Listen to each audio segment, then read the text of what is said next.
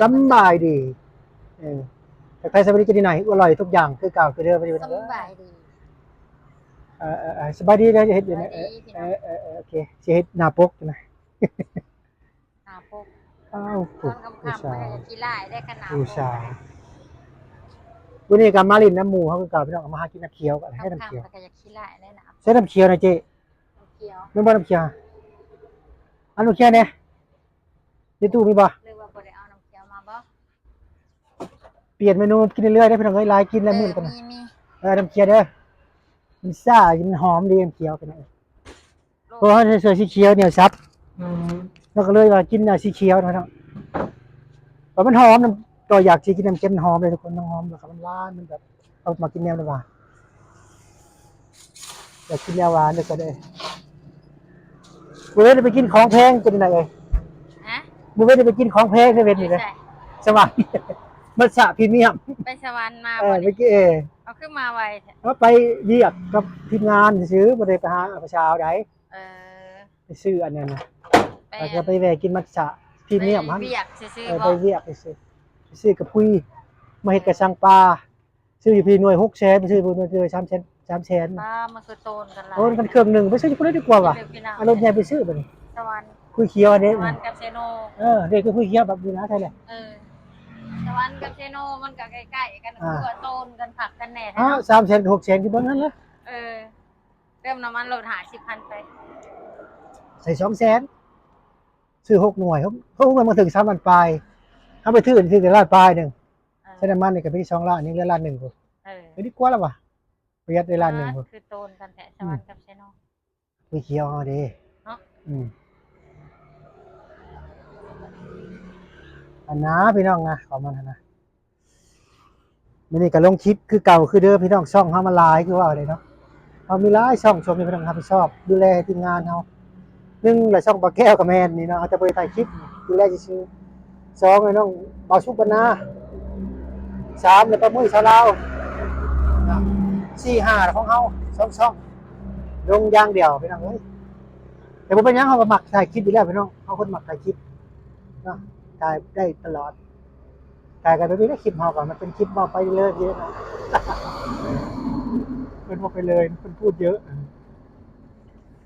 น่าจะที่ไหนนะเซโนกำลังฮิตอันกล้วยทอดอัน9 นิ้วอันนี้คือซื้อสวรรค์เลยอยู่ชายหาดดังอยู่สวรรค์นะอยู่ชายหาดคือบ่ซื้อลองมาซิมเนี่ยบ่อยู่ชายหาด9 นิ้วค่ะอยู่ชายหาดมันน่ะ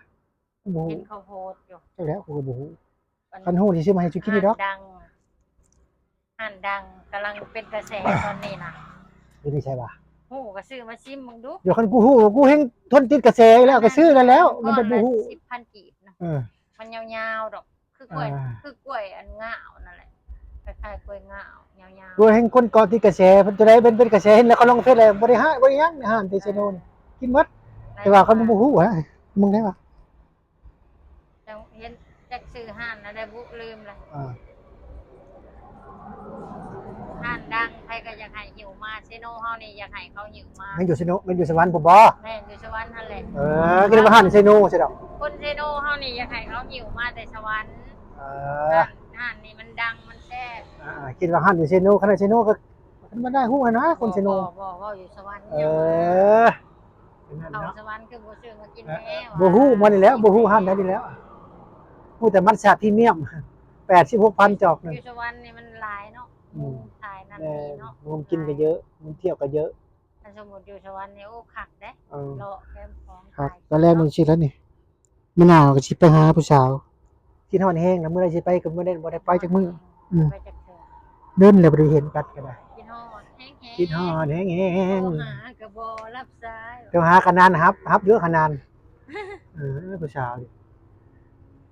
อินโทรเวิร์ตคนอินโทรเวิร์ต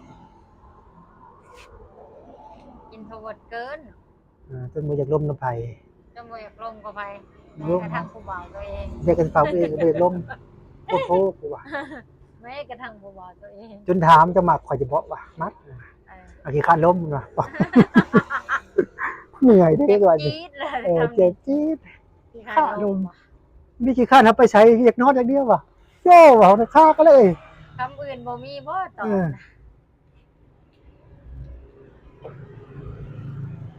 ว่าขี้การลมก็เบิดตอนนั้นแล้วผู้บ่าวก็ได้บ่อยากก็บ่อยากกล้าเอาทักบ่ได้ละเทื่อก็ได้กันว่าได้ ไป นะ ขั้นล้มเลยป้าตัว มันก็ เจ็บ ตรง จี๊ด เกิ เลย นเนาะเห็นว่าก็ได้ โต๊ะก็ยังตรงโต๊ะเลยแท้เลย ได้ยังว่าตรงเกิน เอาความจริงเลยนะบริตัวอีก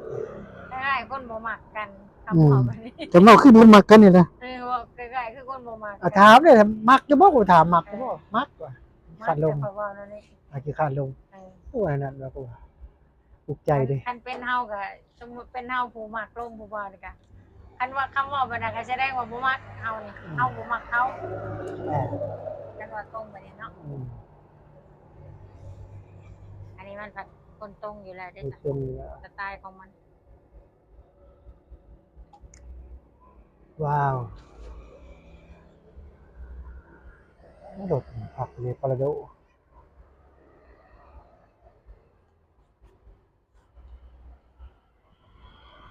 เป็นอะไรเนาะเป็นเนาะบุตรเหตุไอเดือนจะเป็นไอเดือนบุรุษจำกันนี่นะจะเป็นอะไรเลยวะ ผู้เห็นอัปเดตเนาะ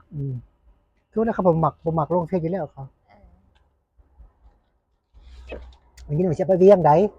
สิไปเวียง กูจักสีแดงไงจะไปเวียงค่ารถ9 ล้านปลาย บาท ก็จะไปเวียงสูงนั่นแหละว่ะ มันก็ดื้อโพดนอนลูกกันเนาะ เป็นอุกใจประพูดแล้วไอ้น้องเขารถเพิ่นเด้ไอ้น้องผู้เจ้าของรถก็อุกใจพอสมควรได้เพิ่นเพราะมื้อน่ะก็ไปส่งเพิ่นฮะมาแล้วก็มือมาส่งฮะมีใช้เก่าเพิ่น เอ็นขี่รถเมียออกมาเมื่อนี้ รถเก่าล่าแล้วตะกี้รถคันนั้นแหละไปขี่ไปกลางกันแล้วชื่อคันใหม่เด้อคันนั้นน่ะไม่ มี แล้ว ต้นเมียนำเนาะบอกเลยกัน เป็น เมียก็เขาก็ปล่อยวางแล้วเขาก็ได้แต่ว่าก็ยังเป็นเวรเป็นกรรมต่อกัน มันเป็นเกิ ก็ ด ยังได้เบิ่งกันอยู่ เกิดเรื่องแบบนี้ก็ได้เบิ่งกันนะป้าก็ไว้แล้ว มันเกิดเรื่องก็ยังได้เบิ่งกันอยู่เราก็เวรกรรมขนาดเราก็ได้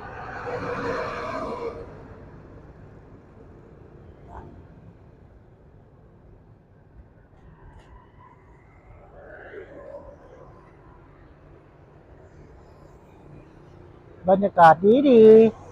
วันนี้ก็คือเก่าคือผู้ชายมาแล้วพี่น้องผู้ชายเมียเขา